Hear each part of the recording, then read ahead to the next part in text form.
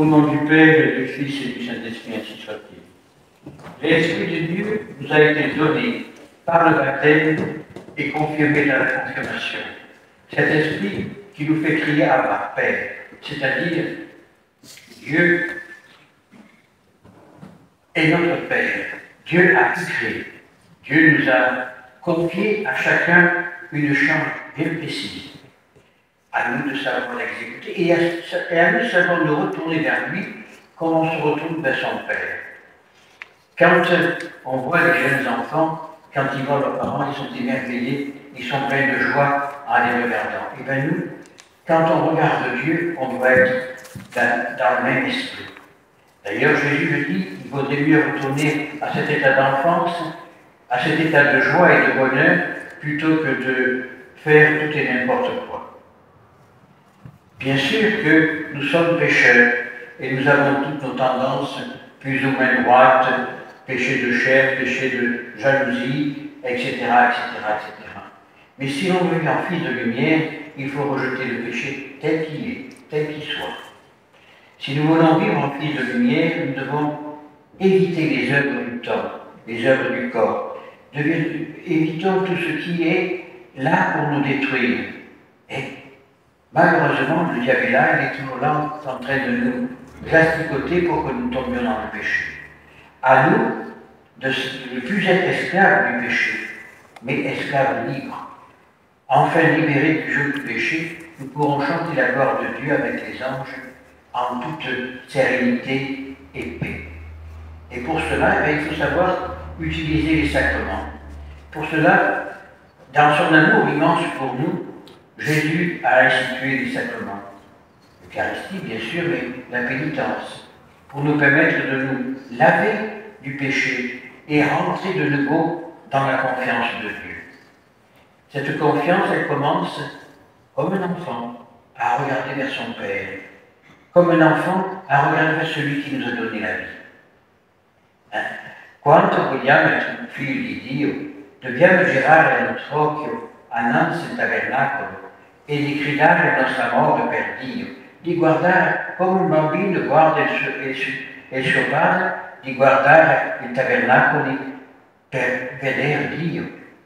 Et c'est à travers ça que nous pourrons crier facilement Abba, Père. E con questo che possiamo domani urlare dalla nostra voce del cuore Abba, Padre.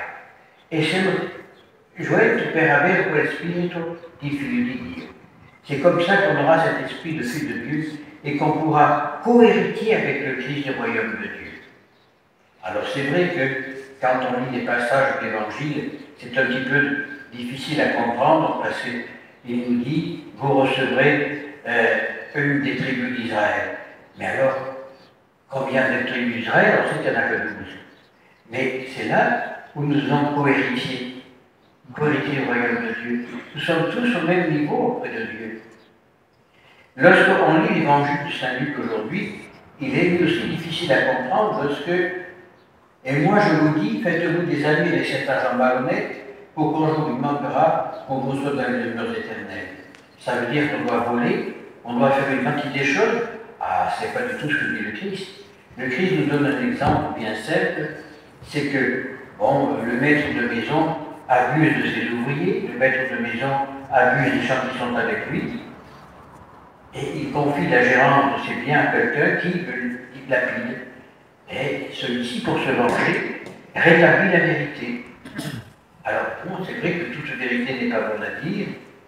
Alors là, il faut méditer davantage les paroles de Dieu qui nous disent « Pardonnez cette fois 77 fois, ouvrez votre cœur à la lumière pour que je puisse y pénétrer et vous donner la règle de vie. » Saint Benoît nous dit, dans le prologue de la règle, je le dis presque tous les jours, savoir ouvrir l'oreille de son cœur pour écouter Dieu parler.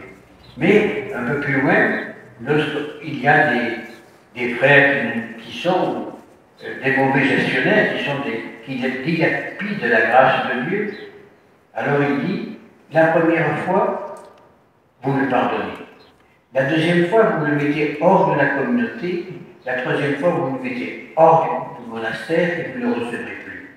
Eh bien, c'est pareil pour tout chrétien.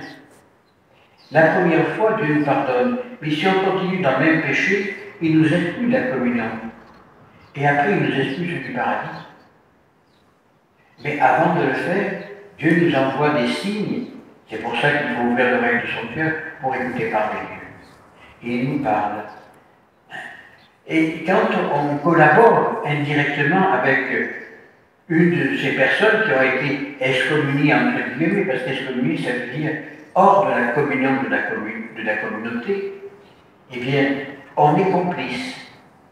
Et on n'aide pas cette personne à gravir dans le cœur de Dieu. Au contraire, on la fait gravir dans le cœur du diable parce qu'on le laisse dans sa bêtise.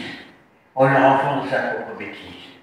Donc le rôle du chrétien, et c'est indirectement ce que veut dire l'évangile d'aujourd'hui, c'est que nous devons être capables d'aider les gens à sortir de leur erreur, en sachant leur pardonner, bien sûr. Alors là, je dirais, dis sur ton billet du péché, au lieu de 100, écrit 80, parce que moi j'en prendrai à ta place pour que demain tu puisses être sauvé. C'est ça, le véritable chrétien. C'est ça qui démontre que nous sommes chrétiens, que nous sommes capables non seulement de dire à Dieu Père, mais de prouver qu'il est notre Père. Et on prouve qu'il est notre Père en supportant le péché des autres et en l'aidant à sortir de son péché. C'est pas toujours facile parce qu'il faut beaucoup de patience, beaucoup d'amour, beaucoup de compassion. Tel que l'a eu Jésus. Si le Christ n'avait pas eu d'amour et de compassion pour nous, il ne serait pas monté sur la croix. Si Jésus n'avait pas de compassion et d'amour pour nous, il ne serait pas ressuscité. Il ne serait pas élevé au ciel pour nous entraîner à sa suite. Et puis Marie est un exemple merveilleux d'humilité, de tendresse, d'amour. Elle voit son fils en croix. Elle le voit mourir, elle le reçoit dans ses bras. Elle aurait pu dire, ce monde est un monde maudit. Non, elle pardonne. Et encore aujourd'hui, elle nous pardonne. Et encore aujourd'hui, elle apparaît où elle veut, à qui elle veut, quand elle veut. Et à chacun, elle dit la même chose. Convertissez-vous. Convertissez-vous. Venez à mon fils. N'ayez pas peur. Il est là, près de vous. Lorsque, aujourd'hui, nous fêtons l'anniversaire de la prise de la Bastille, l'anniversaire de la libération, entre guillemets, du joug du soi-disant tyran Louis XVI, et il y a eu des milliers et des milliers de morts, des milliers et des millions de chrétiens qui n'ont pas eu de faire couler leur sang, non pour le roi, mais pour la foi. Regardez ces carmélites de Compiègne, Compiègne n'est pas très loin de chez nous, ou le curé de la Ferté-Gaucher, qui est maintenant canonisé, c'est Benoît le roi. Ils n'ont pas eu peur de mettre leur tête sous l'échafaud, leur sang a coulé, pourquoi faire? Pour nous sauver du péché.